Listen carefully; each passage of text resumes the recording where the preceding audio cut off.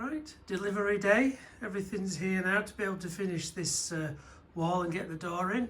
So we're going to turn all that into a nice fitting door for the train room to keep it warm and cosy.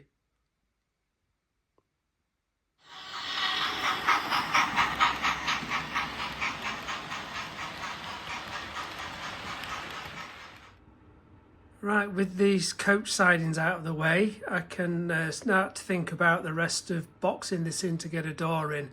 So I've just got the laser out, the laser level, just to be able to start to mark where I need to put the wood, the bracing around.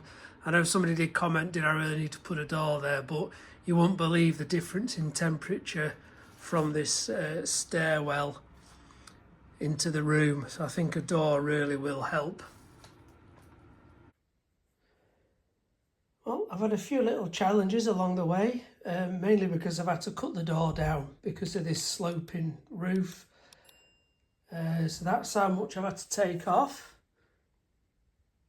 But what it meant is by cutting that off the bottom, it had lost the batten that runs across the bottom there. So I've managed to unglue it, sand it all down, and I've got it in place now. Glued. I've just clamped it all down. It's the extra strong exterior wood glue, so I'm hoping that'll go off and just make that bottom solid. Then I can look at trying to get it in place and getting the hinges on. My original plan was to have the door full height, which should have come to about there, but obviously it would have hit this slope, so I was thinking I would have cut the corner off of the door, so the door would have gone up across. But I want the door to open from this side outwards and tuck in against that wall over there. So the problem, if I'd left it full height and this cut out, as the door swung round, it has started to foul on this this slopey bit, so it won't really have worked. That's why I've had to go for the end to cut the door down. It does mean the door opening now is 6'2" from what it was, 6 foot, was it 6'6"? So I've lost, 4 inches, 10 centimetres, but as I'm only 5'5", it really don't matter. And I suppose as long as I can get in here, anybody else who's a bit tall will just have to duck under.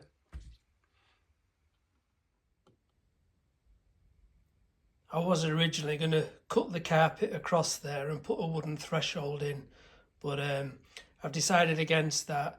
If the door's flush to the carpet and it catches a little bit, at least it'll be a better seal for any draft coming up the stairs, and it's just a bit easier actually than having to cut carpet.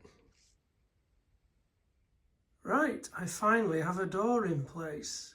So it's in, there's some patching and painting to do still, but at least we've got it in place finally. It opens quite nicely right back into this recess there, which is what I was hoping for. It is tight on the carpet, but that's good because it'll stop any drafts coming through. So if it marks the carpet out on the outside of the room, I'm not really too bothered. So when I step back and have a look now, I'm just thinking about, could I have extended this right into that corner? So that's a bit of wasted space, or could I put some little storage bins in there? But anyway, I'll not make a joiner like most things, but I'm quite pleased with how that's looking. Just need to patch that bit up there, get the smoke alarm finder moved and get it put back in place.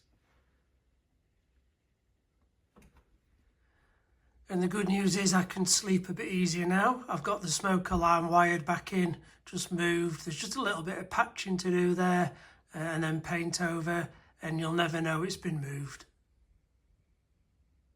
And then tackle all this mess. You wouldn't think I've only fitted a small frame and one door. Rubbish everywhere, but I can get on with that now. Get it tidied up back to normal. So what's next? I'm going to ponder around this, whether to extend it across where that spirit level is into that little edge, But before I do anything there, I'm going to try and just work on this corner where the access will be difficult once this has gone in.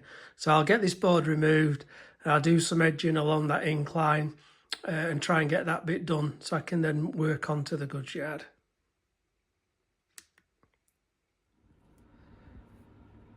So what I'm probably thinking is I've just clamped on this scrap piece of wood, so that's the original corner just there. So I could probably make it go straight to that end of the door there. It doesn't impede on any access in, but it does give a bit more space. I could have put some storage bins in there maybe, but I want it to be clean, I guess, there. You know, probably might look a bit messy with some drawers or something in. So it might look nice if I just extend that, just put some black fabric then down the front and that's all covered in. But it just gives me a bit more scope for even more track work.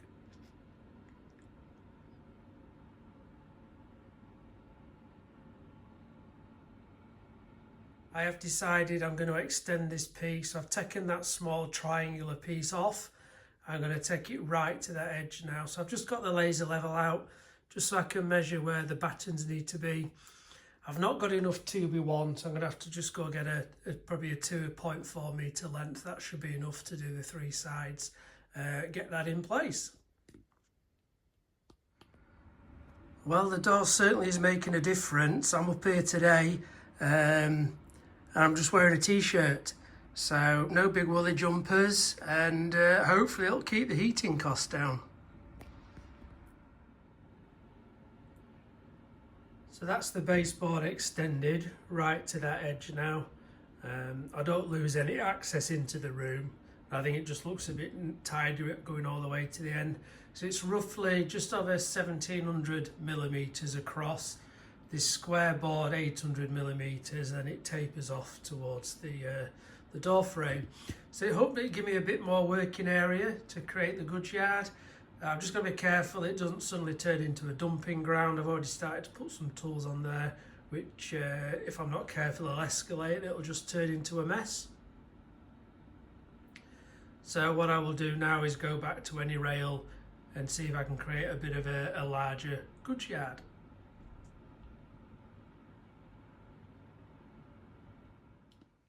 Well, I just couldn't resist having another go now that I've extended this area right to that wall over there. So another take on a goods yard. So I've still got the main line coming into the goods shed, and it comes off so the engine can uncouple, go back. I've put the double slip in still, so it can either go into that lane or it can come into this one. And then there's all these, there's 1, 2, 3, 4 sidings. Whoops, a double slip there with a head shunt. So that head shunt now can service all the lines, whereas before it could only get to half of them. And I've got this loop in there that takes you back to the main point. So there's engines can do some work without fouling the main line there. I thought about some factories here for this one siding. Could have a loading bay onto there and put maybe some more bits in. I've got the room for the service row to come in front of these and up to the goods shed lorries. So the big thing for me is as well, that's the join and that's the join, so nothing is now fouling. I've checked underneath and I'll be able to get point motors in there without any issues. So first attempt at the new, or first attempt, 5th, 6th, 7th attempt, but the first one with a new extended board, so this is something to work on. But enough playing with track plans and trying to design a goods yard. I'm not ready for this yet. I really must get this embankment around the incline complete while I can still get access. So get it built up with insulation board, hopefully get it all scenic with static grass and scatters, so I can tick this part off. So that's going to be my job for the next few days.